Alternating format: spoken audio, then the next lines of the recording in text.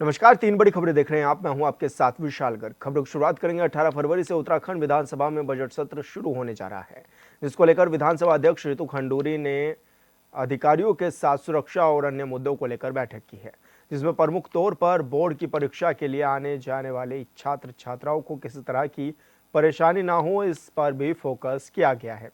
विधानसभा अध्यक्ष ने डीएम और एसएसपी को निर्देशित किया है कि सत्र के दौरान इंटरमीडिएट और हाई स्कूल के बच्चों की परीक्षा भी है।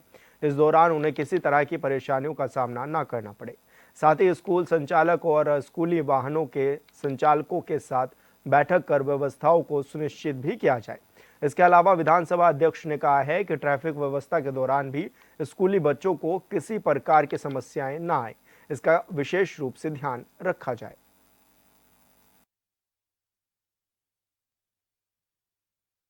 देखिए, ऐसे आप सब जानते हैं कि हमारा बजट सत्र होने जा रहा है और क्योंकि साल का पहला सेशन है, तो हमारे जो ऑनरेबल गवर्नर साहब हैं उनका भी अभिभाषण होता है। तो हमारी पूरी तैयारी है, विधानसभा सचिवालय की पूरी तरह से तैयारी है। आज आपने जैसे देखा था कि जो हमारी बैठक हुई है, रेगुलर बैठक होती है, वो बैठक हुई है और उसमें हर तरह के बिंदुओं पर हम लोगों ने डिस्कस किया और फिर आदेशित किया है अफसरों को कि सत्र बिल्कुल ही अच्छी तरीके से चले, इसका ध्यान हमको रखना है।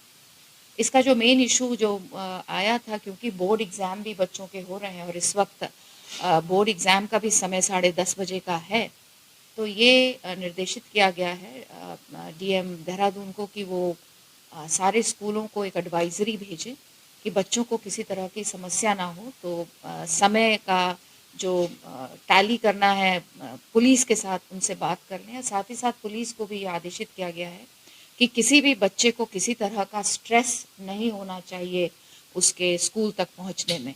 तो पूरी व्यवस्था ये की जाएगी, चाहे स्कूल बसेस हैं, चाहे बच्चे स्कूल गाड़ियों में जा रहे हैं, जिस तरह से भी जा रहे हैं, बच्चों को किसी तरह की समस्या ना हो। साथ ही साथ मीडिया का ध्यान रखा जाए। साथ ही ये जो हमारा ई नेवा, क्योंकि हम शुरू करने जा रहे हैं, किस तरह से ई नेवा में हम अपने जो हमारे विधायक गण आएंगे, किस तरह से उनकी मदद की जाए। तो इस तरह की बातचीत हुई और मुझे पूर्ण विश्वास है कि सत्र बढ़िया तरीके से चलेगा। और संवाददाता योगेश आर्या हमारे साथ लाइव जुड़ गए हैं। योगेश, क्या कुछ जानकारी मिल रही है? किस तरह की तैयारियां हैं? 18 तारीख से सत्र भी शुरू होने जा रहा है। हाँ, देखिए बिल्कुल विशाल उत्तराखंड का बजट सत्र जो है 18 फरवरी से शुरू होने जा रहा है और ऐसे में इसको लेकर के आज जिस तरह से विधानसभा अध्यक्ष रितु खंडूरी ने जो है बैठक की है और बैठक करके तमाम अधिकारियों के साथ पॉइंट्स पे बात की है और कल आने वाले कल में किसी प्रकार की कोई समस्याएं ना रही उनको पहले से ही डिस्कस कर लिया गया है। और जिस तरह देखा जाए कि 18 फरवरी में बजट सत्र शुरू होने जा रहा है, तो उस बजट सत्र के दौरान जो है जिस तरह से बोर्ड की परीक्षाएं भी हैं उनको खासा ख्याल जो है रखा गया है और ऐसे में डीएम देहरादून और एसएसपी देहरादून को आवश्यक दिशा निर्देश भी इसमें दिए गए हैं। उन्होंने साफ तौर पर डीएम को कहा है कि जो बोर्ड की परीक्षाएं हैं वो भी 10:30 बजे रहेंगी और बजट सत्र भी 10:30 से शुरू होगा। तो ऐसे में जो स्कूली बच्चे हैं उनको किसी प्रकार की समस्या ना रहे बोर्ड एग्जाम के दौरान, इसके लिए जो है पहले ही जो है एक एडवाइजरी भी जारी कर दीजिए और साथ ही साथ जो है जो स्कूल के संचालक हैं उनके साथ एक बार बैठक भी कर दीजिए। उतना ही नहीं, वहीं एसएसपी को भी निर्देशित किया गया है कि आप भी जो है तमाम व्यवस्थाओं को दुरुस्त करिए, ट्रैफिक व्यवस्था, क्योंकि इस दौरान कई बार देखने को मिलती है कि वीआईपी मोमेंट के दौरान ट्रैफिक व्यवस्था जो है थोड़ी सी चरमरा जाती है। उसको व्यवस्था को दुरुस्त रखें। कोई भी जो स्टूडेंट्स है वो जब पेपर देने जा रहा हो तो उसको किसी प्रकार की कोई स्ट्रेस ना रहे, क्योंकि कई बार जाम में फंसने के कारण टाइमिंग को लेकर स्ट्रेस रह जाता है। तो ऐसी समस्याएं इस बच्चों के सामने ना रहे, तो उसको लेकर भी आवश्यक दिशा निर्देश दिए हैं, जिस पर एसएसपी का कहना है कि वो इन व्यवस्थाओं को दुरुस्त करने के लिए जो है कल ही अधिकारियों के साथ ब्रीफिंग करेंगे और तमाम दिशा निर्देश उनको देते हुए नजर आएंगे। तो देखिए बिल्कुल 18 फरवरी में ये जो है सत्र शुरू होना है और इस सत्र को लेकर के पहले ही तैयारियां की जा रही हैं। तमाम सुरक्षा व्यवस्था को लेकर के तैयारियां की जा रही हैं। बैरिकेडिंग्स वहाँ पर लगा दी गई हैं। जो दल कई बार जो है विधानसभा सत्र के दौरान विधानसभा की तरफ कूच करते हैं, तो उनको लेकर भी जो है पुलिस बल वहां पर तैनात रहेगा। तमाम सुरक्षा व्यवस्था रहेंगी। वहां पर पुलिस बल बैरिकेडिंग लगाकर उनको रोकने का काम करेगा। उनकी जो भी मांग होगी उनको अंदर कैसे भिजवाया जाए पत्र को, उसकी सारी व्यवस्था रहेंगी और कोई भी समस्या उस दौरान सत्र के ना आए, सुरक्षा व्यवस्था से लेकर तमाम व्यवस्था को दुरुस्त करने के निर्देश जो है विधानसभा अध्यक्ष ने दिया है। जी। लेकिन ऐसे में क्या माना जाए योगेश, क्योंकि डिजिटाइजेशन जिस तरह से किया गया है और इस बार पहली बार ऐसा हो रहा है कि जब डिजिटल तरीके से विधानसभा का सत्र आहूत किया जाएगा, ऐसे में क्या विधायकों को पहले से ट्रेनिंग दी जाएगी या फिर विधायक कैसे इस चीज़ को एक्सेप्ट करेंगे, कैसे वो वर्क करेंगे? क्या इसको लेकर भी चर्चा हुई है? हाँ, देखिए बिल्कुल इसको लेकर भी चर्चा हुई है। उनका साफ तौर पर कहना है कि जो विधायक उस समय वहां पर सत्र में रहेंगे जिस समय सत्र आउट किया गया, क्योंकि अब लंबे समय से तो मांग चली आ रही थी कि ये जो सत्र है वो गैरसैंण में होना चाहिए, लेकिन जिस तरह से अब ये देहरादून में आयोजित हो रहा है और पेपरलेस कहा जा रहा है, हालांकि कहा जा रहा है कि पूरी तरह पेपरलेस नहीं किया जा सकता, कुछ ही चीज़ों को इसमें शामिल किया गया है, लेकिन उनको वो टैब चलाने के लिए अगर कोई समस्याएं आती हैं तो वहाँ पर अफसर जो है वो तैनात रहेंगे, वो उनको सारी सुविधाएं देंगे, ताकि उनको बताएंगे कि आखिरकार किस तरह से इस टैब का यूज़ करना है, किन चीज़ों को कैसे समझना है, वो तमाम चीज़ें उसमें उन अधिकारी जो है वो बताते हुए नजर आएंगे।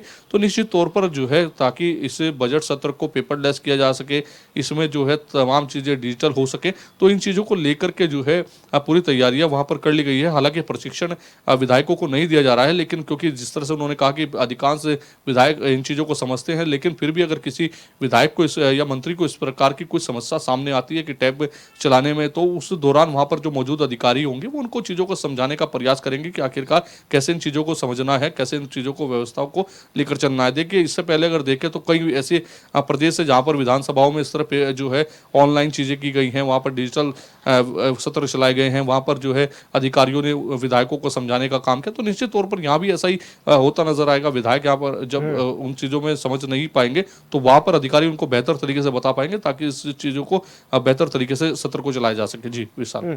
लेकिन योगेश, एक बात ये भी कि जिस तरह से पिछले बार के सत्र हमने देखे हैं, उसमें कई बार ऐसा भी देखने को मिला है कि विधायक हों या फिर अधिकारी हों जो सत्र के भीतर मौजूद रहते हैं, सदन के भीतर, वो फ़ोन चलाते हुए नजर आते हैं, जिस पर पिछली बार भी कड़ा रुख अपनाया गया था और इस बार भी कुछ दिशा निर्देश क्या इस दिशा में दिए गए हैं अधिकारियों को कि फ़ोन यूज़ ना हो या फिर विधायक फ़ोन का इस्तेमाल ना करे सदन के दौरान?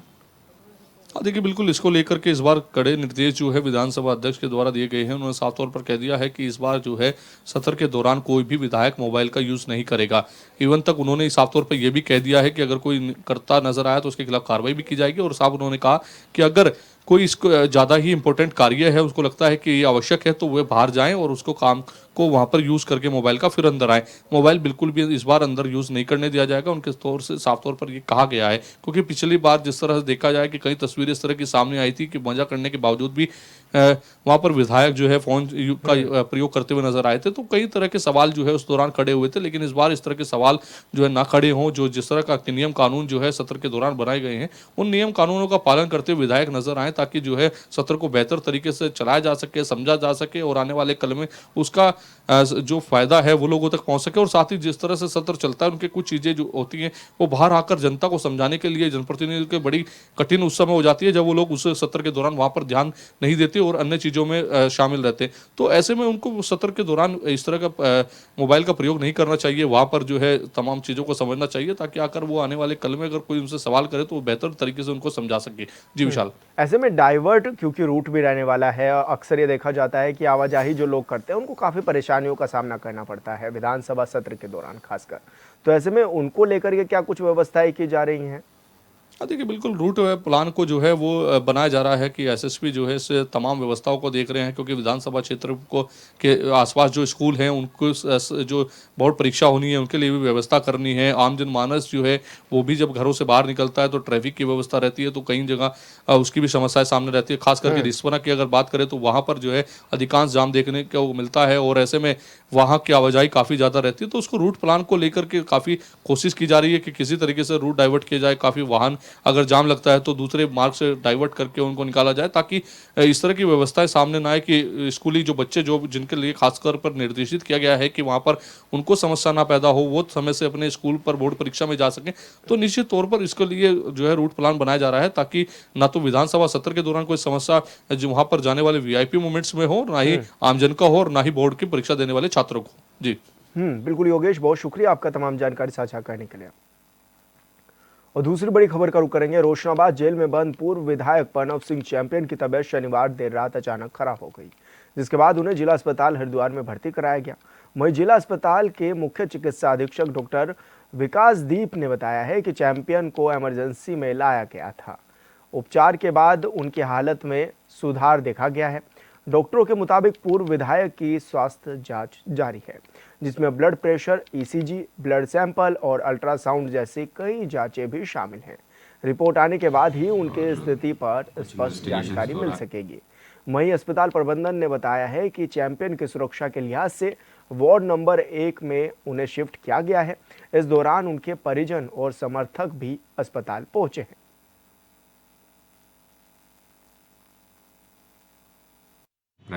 हाँ, ये प्रणब सिंह चैंपियन जी रात हमारे इमरजेंसी में लाए गए थे। तो ठीक है, प्राइमरी जो एग्ज़ामिनेशन है उसके हिसाब से उनको एडमिट कर लिया गया। उसके बाद और कुछ इन्वेस्टिगेशंस तो रात कर ली गई थी, जैसे ईसीजी और ब्लड प्रेशर वगैरह देख लिया गया था। बाकी ब्लड इन्वेस्टिगेशन मॉर्निंग में हुई अभी, और अल्ट्रासाउंड जैसे चल ही रहा है अभी, मैं वहीं से आ रहा हूँ। और फिर हमारा एक्सरे का प्लान है, एक्सरे करेंगे, फिर फाइनल हम डिसीजन लेंगे कि क्या उसमें उचित होगा, क्योंकि हम पेशेंट की नज़र से उनको देख रहे हैं कि भाई जो ज़रूरी है, आवश्यक है, वो हम सब करेंगे। हाँ, तो आपको बता दें कि चैंपियन की हालत बिगड़ गई थी, जिस दौरान उनको अस्पताल में भर्ती भी कराया गया और ऐसे में अब डॉक्टर बता रहे हैं कि उनकी हालत में सुधार भी है। ब्लड प्रेशर बढ़ गया था उनका और इस दौरान ये भी कहा गया है कि उनकी हालत काफ़ी नाजुक भी बन गई थी। ईसीजी समेत कई तरह की जांचें भी हालांकि उनकी हुई हैं, जिसमें अब रिपोर्ट ठीक आई है और ये कहा जा रहा है कि अब सुधार भी है। और मुख्य चिकित्सा अधीक्षक का बयान भी सामने आया है।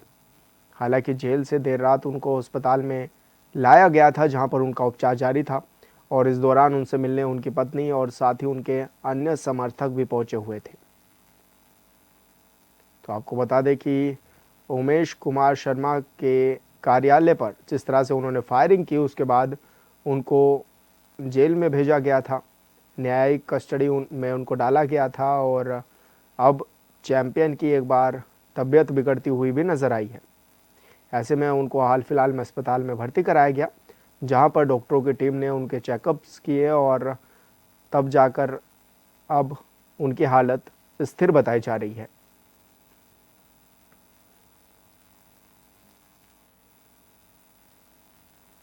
तो चैंपियन की हालत में अब सुधार भी बताया जा रहा है। मुख्य चिकित्सा अधिकारी का ये बयान भी सामने आया जब उन्होंने बताया कि उनकी कई तरह की जांचें भी की गई हैं। हालांकि ये भी बताया जा रहा है कि जेल प्रशासन उनको शनिवार देर रात अस्पताल में लेकर पहुंचा था। अचानक उनकी तबीयत खराब होना भी बताया गया।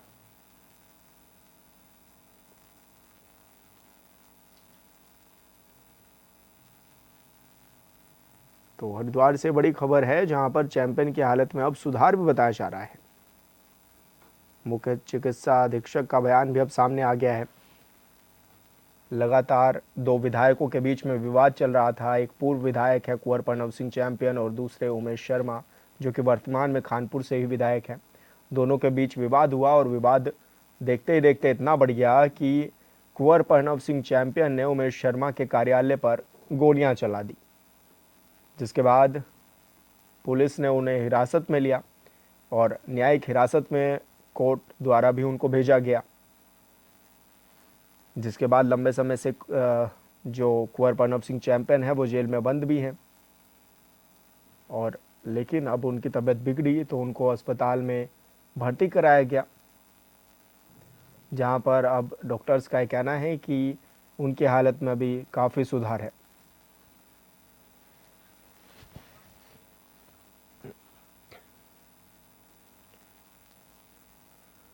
और संवाददाता मनोज कश्यप हमारे साथ हरिद्वार से लाइव जुड़ गए हैं। मनोज, क्या कुछ जानकारी मिल रही है, अभी किस तरह का स्वास्थ्य बताया जा रहा है कुंवर प्रणब सिंह चैंपियन का?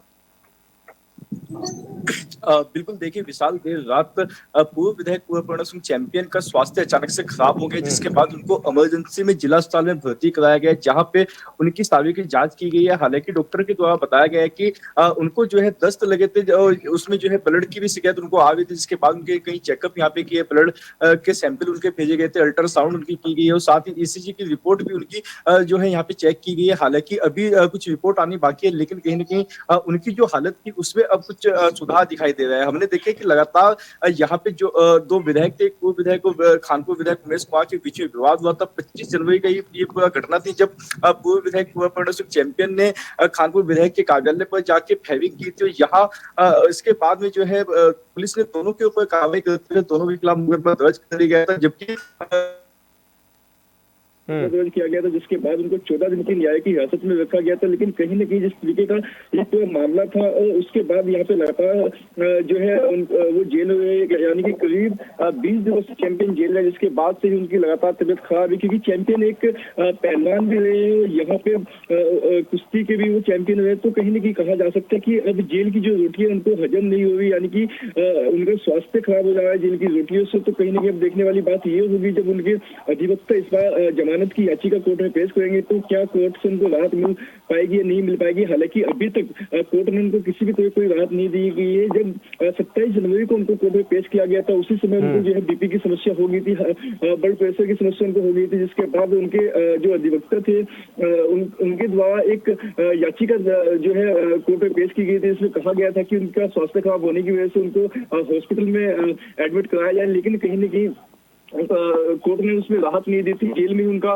जो है प्राथमिक उपचार चल रहा था, जिसके बाद से जब देर रात उनकी तबीयत ज्यादा खराब हुई तो उनको जो है जिला अस्पताल में भर्ती कराया गया। फिलहाल उनकी जो पुत्र बेटा जो उनका बेटा है और पत्नी है वो हॉस्पिटल में मौजूद थे, लेकिन कहीं न कहीं मीडिया से बचते हुए नजर आ रहे थे। मीडिया के किसी भी सवाल को उन्होंने जवाब देना उचित नहीं समझा, क्योंकि यहाँ पे हम लगातार देख रहे हैं कि जब भी ये चैंपियन का कोई मामला बाहर आता है तो जो उनके समर्थक होते हैं उनकी भारी भीड़ भी वहाँ पे जुड़ जाती है। इसलिए कहीं न कहीं जो परिवार है वो भी इससे बचता हुआ दिखाई दे रहा है, क्योंकि पुलिस लगातार ऐसे लोगों के ऊपर कार्रवाई भी कर रही है जो दोनों के ही समर्थक थे। जब यहाँ पे महापंचायत का आयोजन होने जा रहा था तो ऐसे में कई लोगों के खिलाफ यहाँ पे मुकदमा दर्ज भी किया गया था, क्योंकि किसी भी तरह कोई विवाद हरिद्वार में ना कोई स्थिति ना बिगाड़े, इसको लेकर यहाँ पे पुलिस प्रशासन ने भी अपनी नजर उस पर टिकाई हुई है। लेकिन हम देख रहे हैं कि लगातार भी जो चैंपियन के समर्थक है वो हॉस्पिटल में जाकर उनका हालचाल जानने का प्रयास कर रहे हैं। जी विशाल। बिल्कुल मनोज, बहुत शुक्रिया आपका तमाम जानकारी साझा करने के लिए।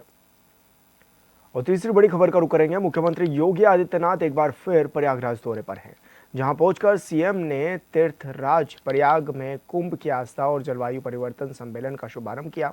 इस मौके पर सीएम के साथ स्वामी चिदानंद सरस्वती के साथ साथ कई संतजन भी मौजूद रहे।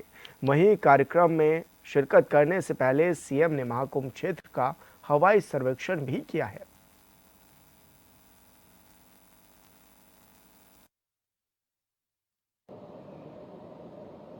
जब हम आज के परिप्रेक्ष्य में जलवायु परिवर्तन की बात करते हैं और एक दूसरे पर दोषारोपण करते हैं, तो वही स्थिति महाकुंभ के अवसर पर भी हम सबको देखने को मिल रहा है।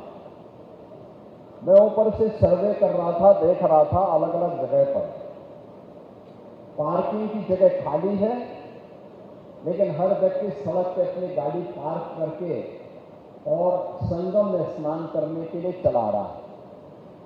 अगर वही व्यक्ति पार्किंग के स्थान पर अपनी गाड़ी खड़ी करे, हो सकता है उसको 100 मीटर पैदल चलना, 100 मीटर और पैदल चलना पड़ सकता है अतिरिक्त, लेकिन कहीं सड़क पे जाम नहीं होगा और आसानी से वह संगम में स्नान भी करेगा और फिर आसानी से यहां से निकल करके अपने गंतव्य तक भी पहुंच सकता है। और यही हमारे दैनिक जीवन की भी विसंगति हो गई है। हर व्यक्ति केवल दोषारोपण तो कर रहा है, लेकिन इस जलवायु परिवर्तन से बचने के लिए किए जाने वाले प्रयास में हम सब कहां भागीदार हैं, इसके बारे में चिंतन में सहभागी बनना और फिर उसको अपने व्यावहारिक जीवन में उतारने में कितना भागीदार बन पा रहा है, ये सचमुच महाकुंभ के एक संदेश का हिस्सा बनना चाहिए। हम सब आए हैं यहाँ पे त्रिवेणी के संगम में स्नान करने के लिए। आप याद करिए, आज से 10 साल पहले क्या गंगा और क्या यमुना नदी इसी प्रकार की अविरल और निर्मल रह गई थी?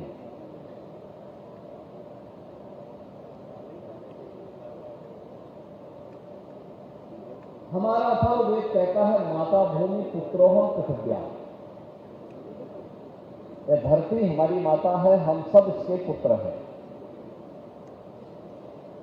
हम जब अपने वैदिक सूत्रों में ढूंढते हैं तो हमें शांति पाठ में इस चराचर जगत के कल्याण की हम बात करते हैं, लेकिन दैनिक जीवन में हम स्वयं के मार्ग में, कल्याण के मार्ग में स्वयं बैरियर बनकर के खड़े हो जाते हैं।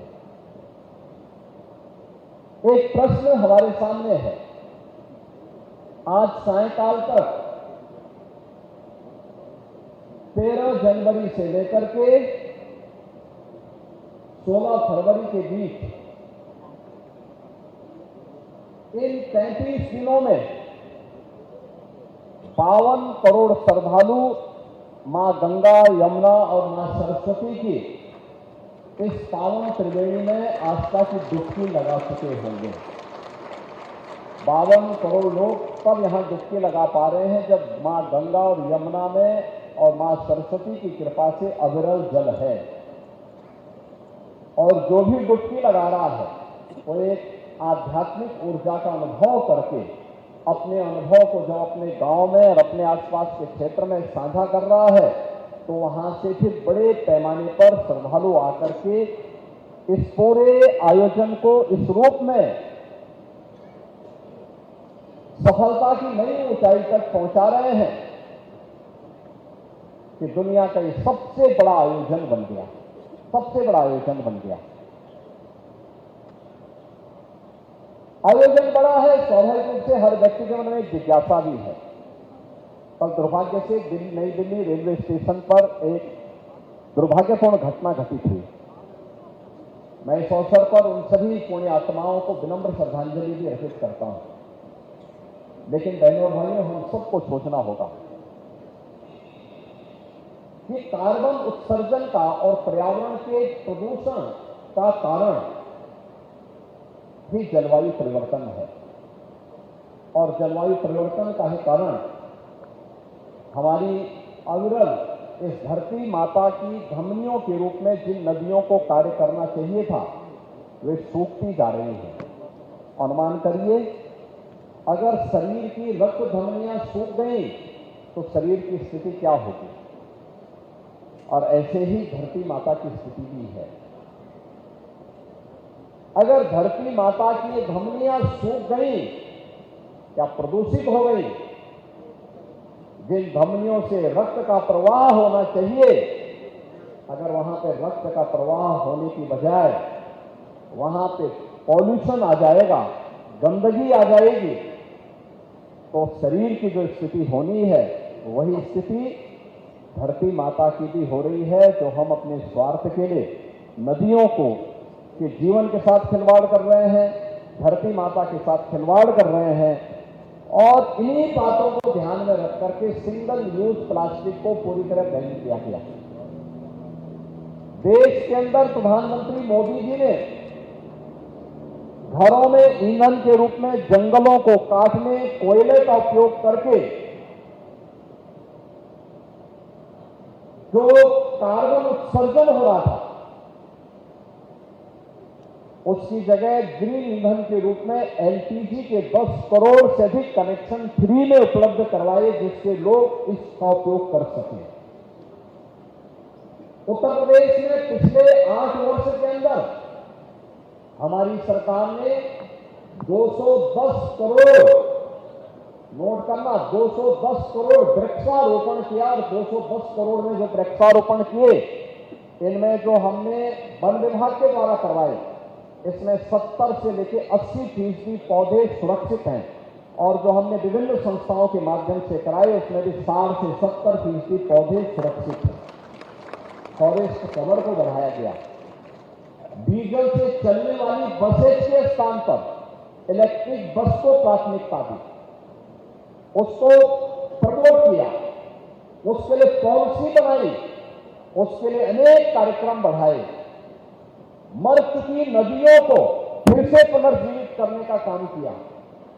आज जो संगम में इतना पावन स्नान एक साथ एक दिन में अन्य कुंभ के अवसर पर मौनी अमावस्या के दिन जितनी भीड़ होती थी उतनी भीड़ इस बार हर दिन हो रही है, हर दिन हो रही है। और कारण था नदी को चैनलाइज किया गया, संगम का दायरा बढ़ाया गया, बड़ी संख्या में लोग यहां आ सके।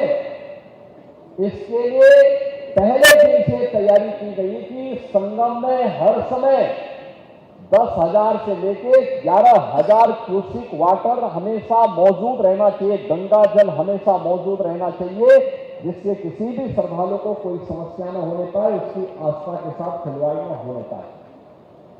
और तब जाकर के इतना बड़ा आयोजन एक साथ संपन्न हो रहा है। और जो एक बार डुबकी लगा रहा है, अगर थोड़ा पैदल चलने में उनको कष्ट। और 3 बड़ी खबरों में मेरे साथ इतना ही। आप देखते रहिए HNN 24/7। नमस्कार।